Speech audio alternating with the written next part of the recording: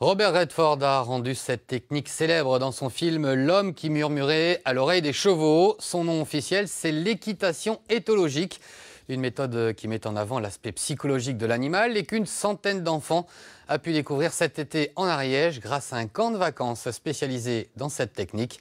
Une découverte signée Olivier Fessol et Laurent Winsbach. Dans ce camp de vacances hippique, la journée commence par une transhumance. Les 25 chevaux ne sont pas parqués dans des boxes, mais paissent dans un pré de 150 hectares. Une fois le troupeau réuni, chaque cavalière s'occupe de sa monture, un moment d'échange particulier à travers des caresses ou des massages. Et c'est l'observation de leur comportement qui va vous dire s'ils aiment ou pas. Élise Proust enseigne à ses adolescentes les bases de l'équitation éthologique.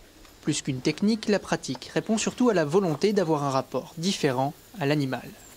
C'est essayer d'adopter le même langage que le cheval, à savoir un langage basé sur le langage corporel, le langage énergétique, qui est le langage qu'il utilise dans le troupeau. Donc cet enseignement, il est avant tout basé pour qu'on puisse observer le cheval, pour le comprendre et pour pouvoir communiquer derrière avec lui. Après cette entrée en matière, destriers et cavalières se mettent en route, sans selle ni mort.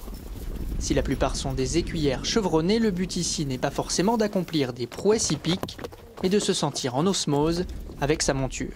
Qu'est-ce que tu as appris par exemple?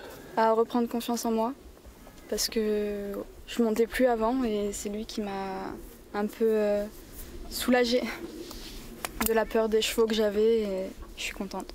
Ça me calme beaucoup à l'intérieur de moi et ouais, c'est pas mal pour tout ce qui est confiance en soi et tout. Ils m'aident beaucoup à me sentir bien dans ma peau.